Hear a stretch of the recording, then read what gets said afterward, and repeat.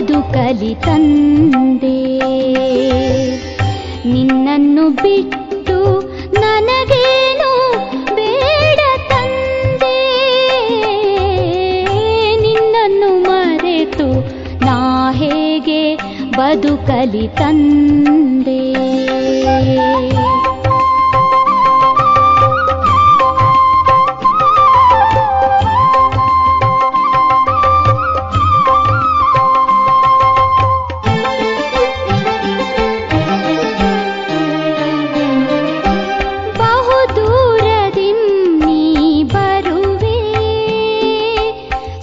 ಶಾಂತಿಗಳ ಎನಗೆ ತರುವೆ,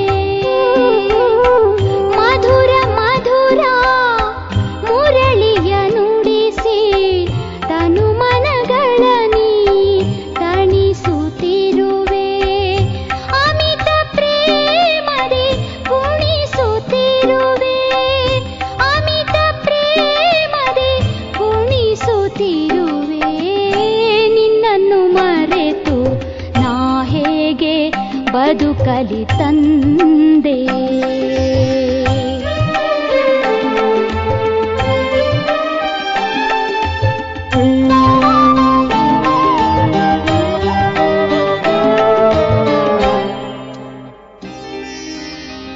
ಅನುದಿನವೂ ಅಮರ ಜ್ಞಾನವ ನೀಡಿ ತನು ಮನಗಳೆರಡನು ಪಾವನಗೊಳಿಸಿದೆ.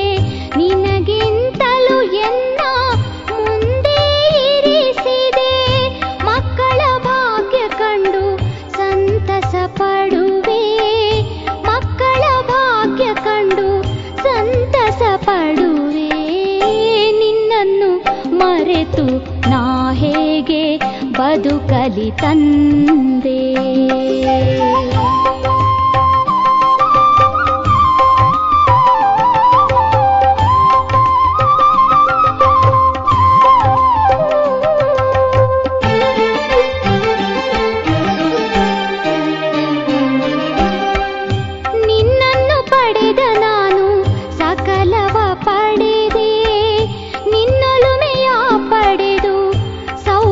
ಶಾಲಿಯಾದೆ ನಿನ್ನ ಕರುಣಾಮೃತದ ಧಾರೆಯ ಪಡೆದೆ. ನಿನ್ನನ್ನು ಪಡೆದು ನಾ ಅತಿ ಧನ್ಯನಾದೆ, ನಿನ್ನನ್ನು ಪಡೆದು ನಾ ಅತಿ ಧನ್ಯನಾದೆ. ನಿನ್ನನ್ನು ಮರೆತು ನಾ ಹೇಗೆ ಬದುಕಲಿ ತಂದೆ. ನಿನ್ನನ್ನು ಬಿಟ್ಟು ನನಗೇನು ಬೇಡ ತಂದೆ, ನಿನ್ನನ್ನು ಮರೆತು ನಾ ಹೇಗೆ ಬದುಕಲಿ ತಂದೆ. ನಿನ್ನನ್ನು ಮರೆತು ನಾ ಹೇಗೆ ಬದುಕಲಿ ತಂದೆ.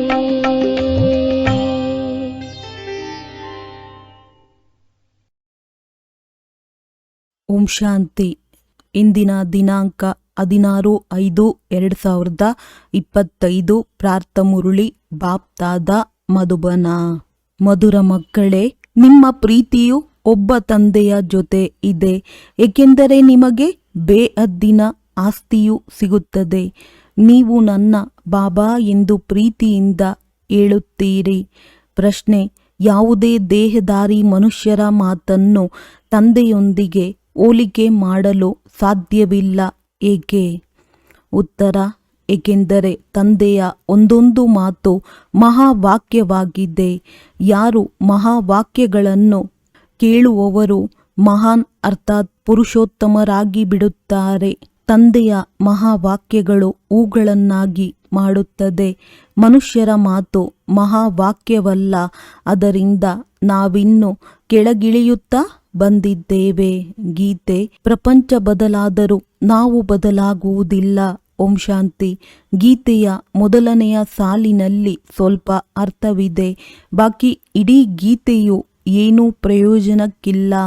ಹೇಗೆ ಗೀತೆಯಲ್ಲಿ ಭಗವಾನುವಾಚ ಮನ್ಮನಾಭವ ಮಧ್ಯಾಜೀಭವದ ಈ ಅಕ್ಷರವು ಸರಿಯಾಗಿದೆ. ಇದಕ್ಕೆ ಹಿಟ್ಟಿನಲ್ಲಿ ಉಪ್ಪಿನಷ್ಟು ಸರಿಯಿದೆ ಎಂದು ಹೇಳಲಾಗುತ್ತದೆ.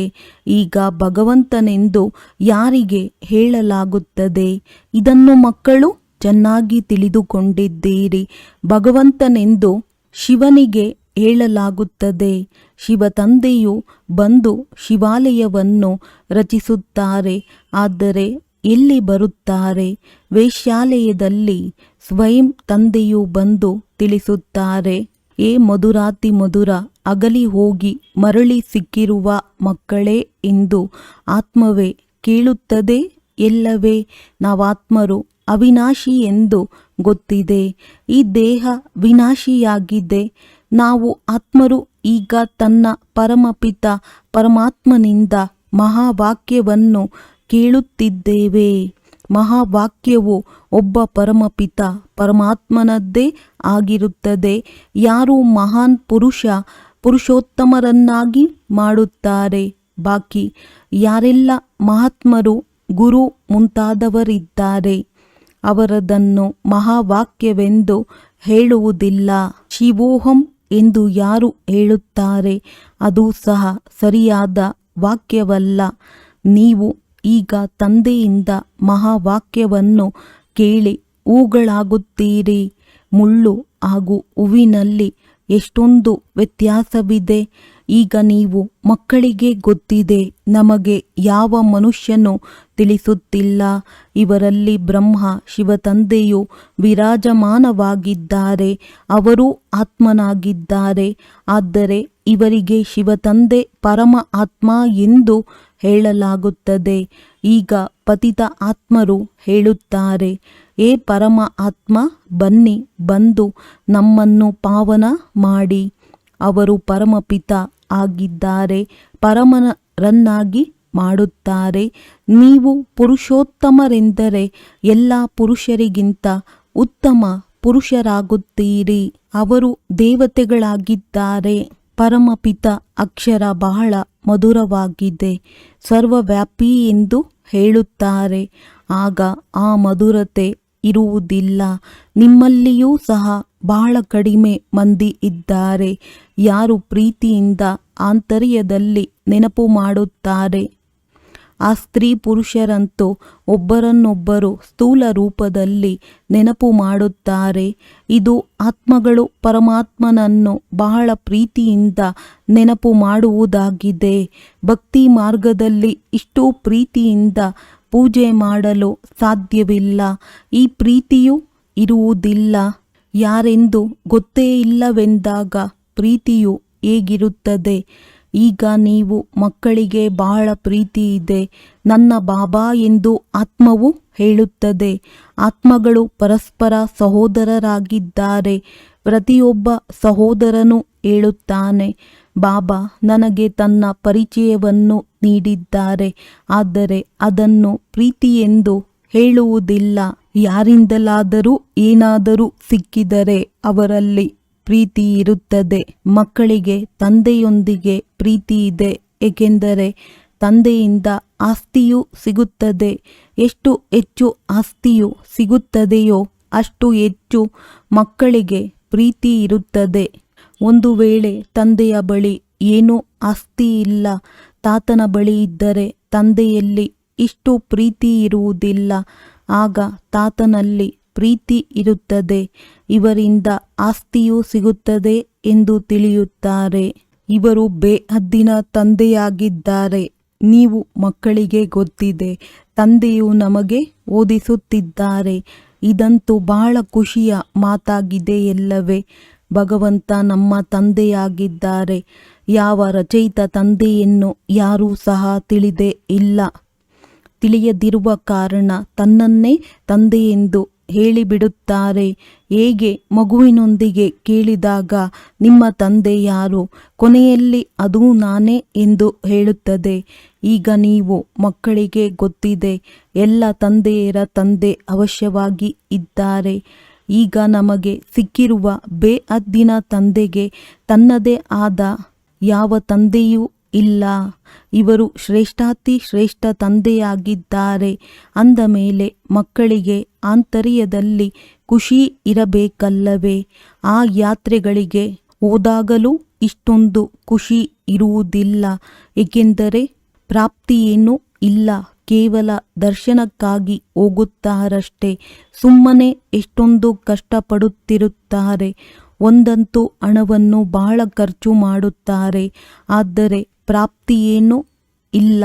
ಭಕ್ತಿ ಮಾರ್ಗದಲ್ಲಿ ಒಂದು ವೇಳೆ ಸಂಪಾದನೆ ಇದ್ದಲ್ಲಿ ಭಾರತವಾಸಿಗಳು ಬಹಳ ಸಾಹುಕಾರರಾಗುತ್ತಿದ್ದರು. ಈ ಮಂದಿರ ಮುಂತಾದವುಗಳನ್ನು ಕಟ್ಟಿಸುವುದರಲ್ಲಿ ಕೋಟ್ಯಾಂತರ ರೂಪಾಯಿಗಳನ್ನು ಖರ್ಚು ಮಾಡುತ್ತಾರೆ. ಸೋಮನಾಥ ಮಂದಿರವೇ ಅಲ್ಲ, ಎಲ್ಲ ರಾಜರುಗಳ ಬಳಿ ಮಂದಿರಗಳಿದ್ದವು. ನಿಮಗೆ ಎಷ್ಟೊಂದು ಸಂಪತ್ತನ್ನು ಕೊಟ್ಟಿದ್ದೆವು. 5,000 ವರ್ಷಗಳ ಹಿಂದೆ ನಿಮ್ಮನ್ನು ವಿಶ್ವದ ಮಾಲೀಕರನ್ನಾಗಿ ಮಾಡಿದೆನು. ಒಬ್ಬ ತಂದೆಯೇ ಈ ರೀತಿ ಹೇಳುತ್ತಾರೆ. ಇಂದಿಗೆ 5,000 ವರ್ಷಗಳ ಹಿಂದೆ ನಿಮಗೆ ರಾಜಯೋಗವನ್ನು ಕಲಿಸಿ ಈ ರೀತಿ ಮಾಡಿದ್ದೆನು. ಈಗ ನೀವು ಏನಾಗಿ ಬಿಟ್ಟಿದ್ದೀರಿ? ಬುದ್ಧಿಯಲ್ಲಿ ಬರಬೇಕಲ್ಲವೇ? ನಾವು ಎಷ್ಟು ಶ್ರೇಷ್ಠರಾಗಿದ್ದೆವು. ಪುನರ್ಜನ್ಮವನ್ನು ತೆಗೆದುಕೊಳ್ಳುತ್ತಾ ಸಂಪೂರ್ಣ ಕನಿಷ್ಠರಾಗಿದ್ದೇವೆ, ಕವಡೆಯ ಸಮಾನರಾಗಿದ್ದೇವೆ. ಈಗ ಮತ್ತೆ ನಾವು ಬಾಬಾರವರ ಬಳಿ ಹೋಗುತ್ತೇವೆ. ಯಾವ ತಂದೆಯೂ ನಮ್ಮನ್ನು ವಿಶ್ವದ ಮಾಲೀಕರನ್ನಾಗಿ ಮಾಡುತ್ತಾರೆ. ಇದು ಒಂದೇ ಯಾತ್ರೆಯಾಗಿದೆ. ಯಾವಾಗ ಆತ್ಮಗಳಿಗೆ ತಂದೆಯು ಸಿಗುತ್ತಾರೆ ಅಂದ ಮೇಲೆ ಆಂತರ್ಯದಲ್ಲಿ ಆ ಪ್ರೀತಿ ಇರಬೇಕು. ನೀವು ಮಕ್ಕಳು ಯಾವಾಗ ಇಲ್ಲಿಗೆ ಬರುತ್ತೀರಿ ಆಗ ಬುದ್ಧಿಯಲ್ಲಿರಬೇಕು, ನಾವು ಆ ತಂದೆಯ ಬಳಿ ಹೋಗುತ್ತೇವೆ. ಯಾರಿಂದ ಪುನಃ ನಮಗೆ ವಿಶ್ವದ ರಾಜ್ಯ ಭಾಗ್ಯವು ಸಿಗುತ್ತದೆ, ವಿಶ್ವದ ಮಾಲೀಕರನ್ನಾಗಿ ಮಾಡುತ್ತಾರೆ. ಇದು ಯಾತ್ರೆಯಾಗಿದೆ. ಯಾವಾಗ ಆತ್ಮಗಳಿಗೆ ತಂದೆಯು ಸಿಗುತ್ತಾರೆ ಅಂದ ಮೇಲೆ ಆಂತರ್ಯದಲ್ಲಿ ಆ ಪ್ರೀತಿ ಇರಬೇಕು. ನೀವು ಮಕ್ಕಳು ಯಾವಾಗ ಇಲ್ಲಿಗೆ ಬರುತ್ತೀರಿ ಆಗ ಬುದ್ಧಿಯಲ್ಲಿರಬೇಕು, ನಾವು ಆ ತಂದೆಯ ಬಳಿ ಹೋಗುತ್ತೇವೆ.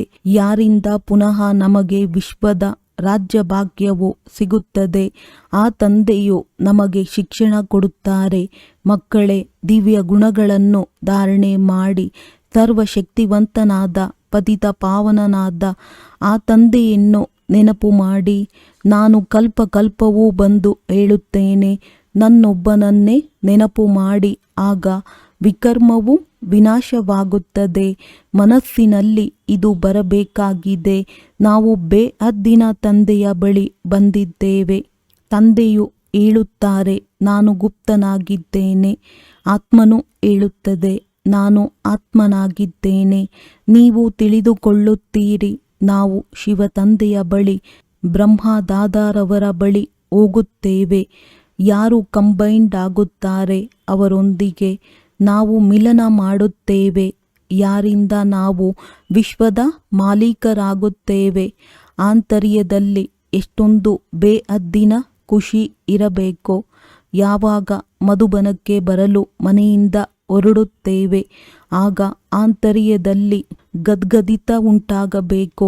ತಂದೆಯು ನಮಗೆ ಓದಿಸಲು ಬಂದಿದ್ದಾರೆ.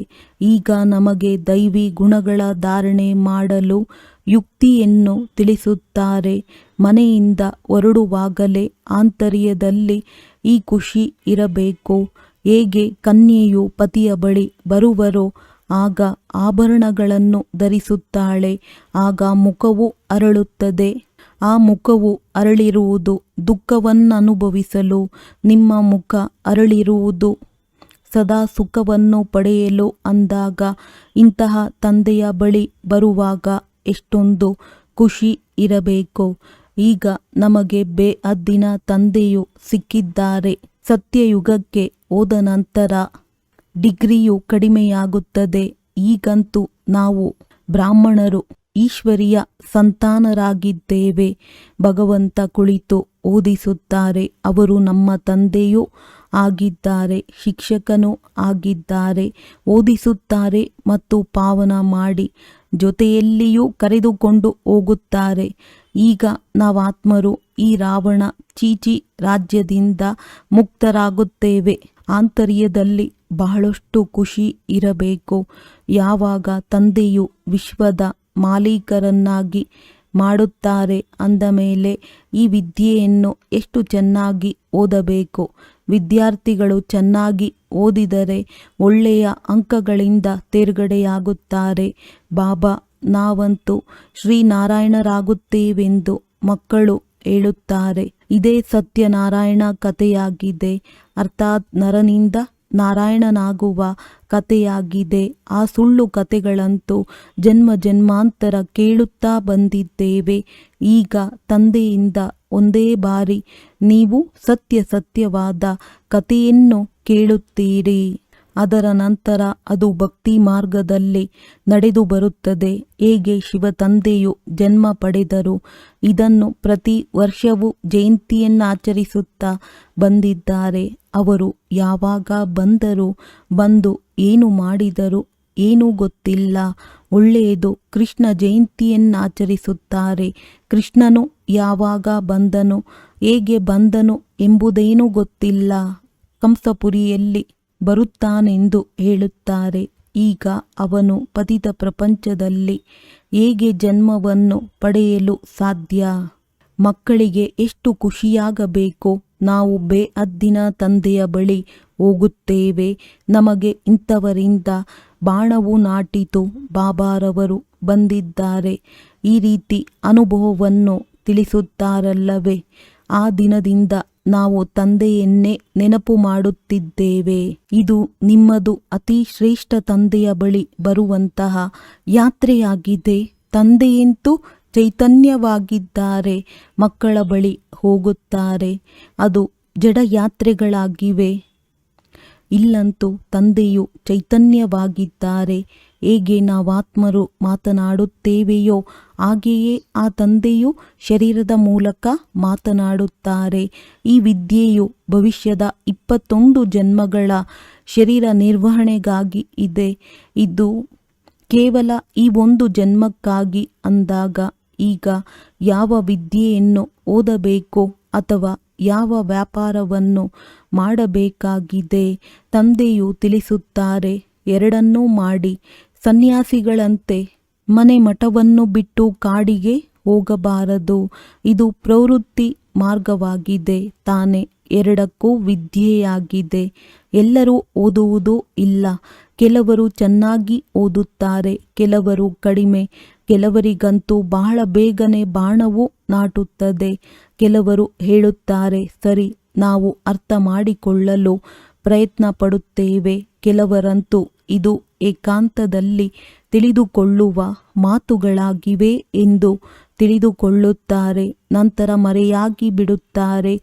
ಕೆಲವರಿಗೆ ಜ್ಞಾನದ ಬಾಣವು ನಾಟಿದ ತಕ್ಷಣ ಬಂದು ತಿಳಿದುಕೊಳ್ಳುತ್ತಾರೆ. ಕೆಲವರಂತೂ ನಮಗೆ ಸಮಯವಿಲ್ಲವೆಂದು ಹೇಳಿಬಿಡುತ್ತಾರೆ. ಅಂದರೆ ಅವರಿಗೆ ಬಾಣವು ನಾಟಲಿಲ್ಲವೆಂದು ತಿಳಿದುಕೊಳ್ಳಬೇಕು. ನೋಡಿ, ಬ್ರಹ್ಮ ತಂದೆಗೆ ಬಾಣವು ನಾಟಿದ ಕೂಡಲೇ ಎಲ್ಲವನ್ನೂ ಕೂಡಲೇ ಬಿಟ್ಟು ಬಿಟ್ಟರು. ರಾಜ್ಯ ಭಾಗ್ಯವೇ ಸಿಗುತ್ತಿದೆ, ಅದರ ಮುಂದೆ ಇದೇನು ಎಂದು ತಿಳಿದುಕೊಂಡರು. ನಾನಂತೂ ತಂದೆಯಿಂದ ರಾಜ್ಯ ಭಾಗ್ಯವನ್ನು ಪಡೆದುಕೊಳ್ಳಬೇಕು. ಈಗ ತಂದೆಯು ತಿಳಿಸುತ್ತಾರೆ, ಈ ವ್ಯಾಪಾರವನ್ನು ಸಹ ಮಾಡಿ. ಆದರೆ ಒಂದು ವಾರ ಇದನ್ನು ಚೆನ್ನಾಗಿ ತಿಳಿದುಕೊಳ್ಳಿ. ಗೃಹಸ್ಥ ವ್ಯವಹಾರವನ್ನು ಸಂಭಾಲನೆ ಮಾಡಬೇಕು, ರಚನೆಯ ಪಾಲನೆಯನ್ನೂ ಮಾಡಿ.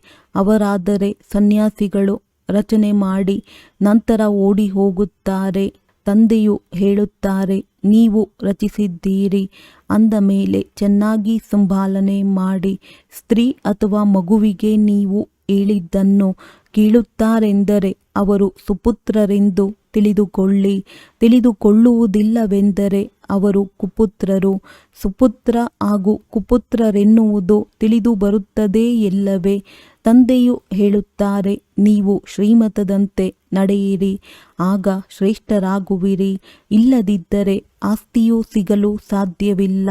ಪವಿತ್ರರಾಗಿ ಸುಪುತ್ರ ಮಗುವಾಗಿ ಹೆಸರನ್ನು ಪ್ರಖ್ಯಾತಗೊಳಿಸಿ ಬಾಣ ನಾಟಿದರೆ ಹೇಳುತ್ತಾರೆ, ಈಗಂತೂ ನಾವು ಸತ್ಯವಾದ ಸಂಪಾದನೆಯನ್ನೇ ಮಾಡುತ್ತೇವೆ. ತಂದೆಯು ಶಿವಾಲಯಕ್ಕೆ ಕರೆದುಕೊಂಡು ಹೋಗಲು ಬಂದಿದ್ದಾರೆ ಅಂದ ಮೇಲೆ ಯೋಗ್ಯರಾಗಬೇಕು. ಇದರಲ್ಲಿ ಪರಿಶ್ರಮವಿದೆ.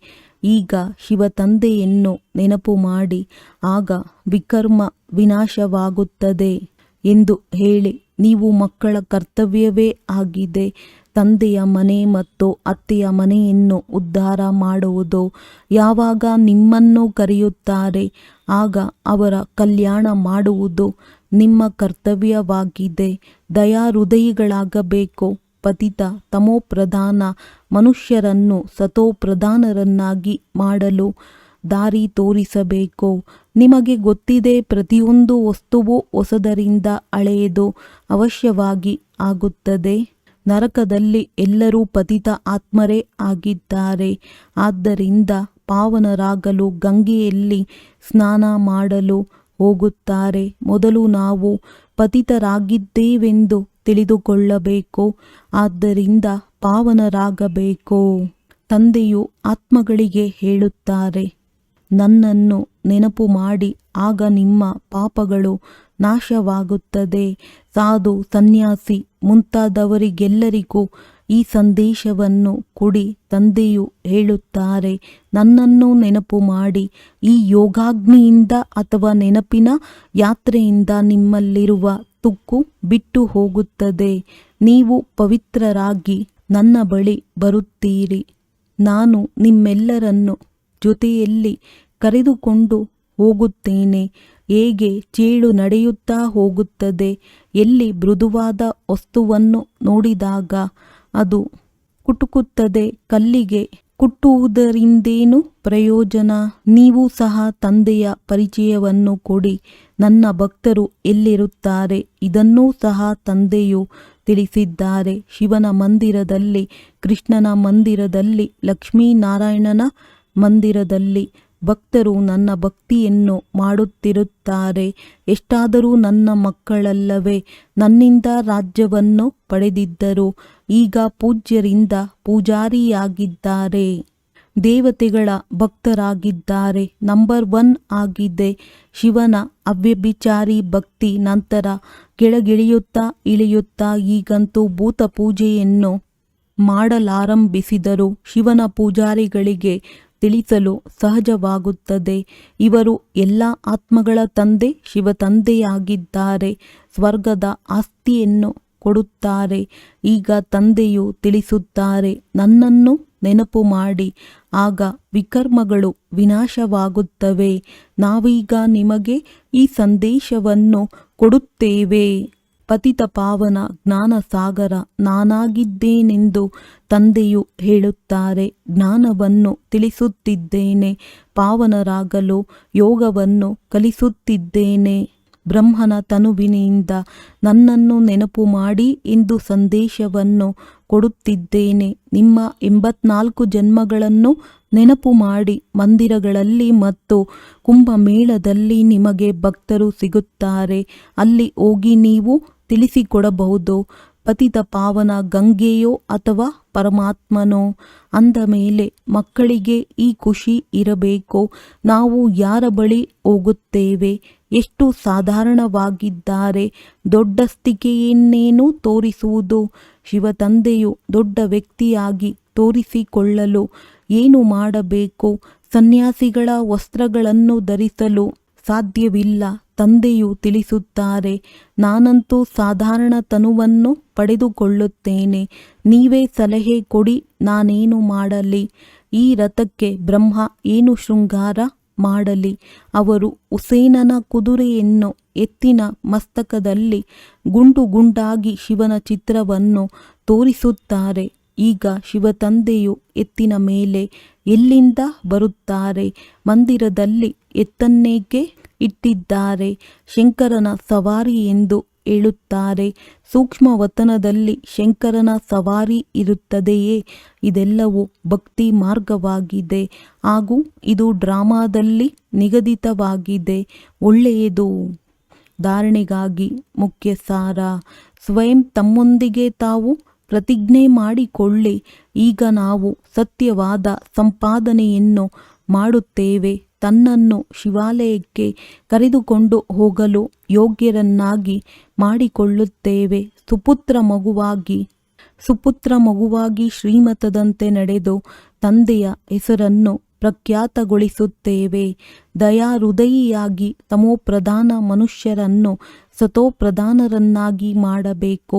ಎಲ್ಲರ ಕಲ್ಯಾಣ ಮಾಡಬೇಕು. ಸಾಯುವ ಮೊದಲು ಎಲ್ಲರಿಗೂ ತಂದೆಯ ನೆನಪನ್ನು ತರಿಸಬೇಕಾಗಿದೆ. ವರದಾನ: ಎಲ್ಲ ಮನುಷ್ಯ ಆತ್ಮರಿಗೆ ತಮ್ಮ 3 ಕಾಲಗಳ ದರ್ಶನ ಮಾಡಿಸುವಂತಹ ದಿವ್ಯ ದರ್ಪಣ ಭವ. ನೀವು ಮಕ್ಕಳು ಈಗ ಇಂತಹ ದಿವ್ಯ ದರ್ಪಣ ಆಗಿ ಆ ದರ್ಪಣದ ಮೂಲಕ ಎಲ್ಲ ಮನುಷ್ಯಾತ್ಮರು ತಮ್ಮ 3 ಕಾಲದ ದರ್ಶನ ಮಾಡಲಿ.